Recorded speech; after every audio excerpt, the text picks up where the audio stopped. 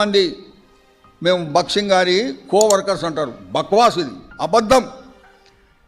Coworkers, బక్సింగ్ గారి coworkers వాళ్ళు చేసే పనులు చేయరు, వాళ్ళు కొట్లాడరు, వాళ్ళు వేరే వాళ్ళని దూషించరు, అడుక్కు తినరు. Lakhs and lakhs of rupees they have asked, people have given. ఇచ్చిన వాళ్ళు బుద్ధిహీనులు, తీసుకున్న వాళ్ళు అంతకంటే బుద్ధిహీనులు. ఇవ్వకూడదు. దేవుని డబ్బు ఇవ్వడానికి మనకేం అర్హత ఉందా?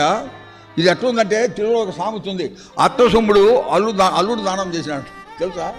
తెలుసు మీకు కడపలో అత్త సొమ్ము అల్లుడు దానం చేసినట్ట. అరే నువ్వెవరువాయా? ఇది దేవుని డబ్బు. ఒక ఆయన అమెరికాలో ఎంతో బాగా పార్టిసిపేట్ చేసేవాడు. ఈ was one of the senior brothers. ఆయన బాగా ఉన్నప్పుడు ఏం స్థలం లేదు, $15,000 చెక్ ఇచ్చినట్టు ఎవరికి? అసెంబ్లీకి. అది డిపాజిట్ చేసినాడు, వెనకాల చేసినాడు, వాడుకుంటున్నారు.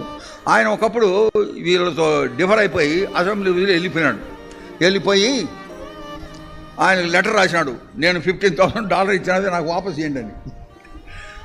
అంటే వాళ్ళు నాకు ఫోన్ చేసినారు అమెరికా నుంచి, నేను ఢిల్లీలో ఉంటుంది. రతన్ కుమార్ రాజమండ్రి, ఆయన ఎంతో మంచి బ్రదర్. ఆయన రాసిన, బ్రదర్ మమ్మల్ని డబ్బులు అడుగుతున్నాడు, అంతకుముందు ఇచ్చినాడు $15,000, ఇప్పుడు అడుగుతున్నాడంటే మీరు చెప్పండి ఆయనకి, నువ్వు దేవుడికి ఇచ్చినవా, మేము ఇవ్వడానికి మాకు అధికారం లేదు, ఆ దేవుడే నీకు ఇవ్వాలి, నువ్వు ఏం చేసుకుంటావో చేసుకో అన్నారట. ఇవ్వలే. అది ఎట్లా ఇస్తామండి? అమెరికా హెబ్రోన్లో కూడా ఒకటి అయింది. ఒక ఆమె 1 lakh ఇచ్చింది హెబ్రోన్కి. ఆ తర్వాత ఆమె కొద్ది బెడిసింది, ఏదో హెబ్రోన్తో ఏదో కొంచెం వివాదం వచ్చి బెడిచేటప్పటికి నాకు 1 lakh ఇవ్వండి అనింది. అరే ఎంతో బుద్ధిహీనరాలు, దేవునికి ఇచ్చే డబ్బు అడగటం ఏంటి? అప్పుడు వీళ్ళు నన్ను అడిగినారు, ఏం చేయమంటావు బ్రదర్? నేను అక్కడ ఉన్నాను అప్పుడు 5 సంవత్సరాలు. అప్పుడు ఏమంటే నేను ఇవ్వకూడదు బ్రదర్, మనకు అధికారం లేదన్నాను. How can you give? How can by God's money? We have no authority. If you have given it on your own, you are responsible, your family is responsible. We cannot give,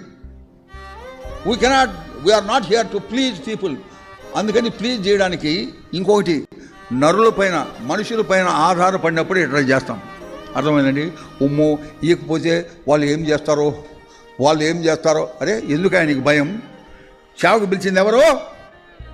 దేవుడు పిలిచాడు. నేను మా విశ్వాసులకంతా నేను పోయినప్పుడల్లా మా సేవకుల్ని అంతా అక్కడ ఉన్న young people నేను ఎంకరేజ్ చేస్తుంటా.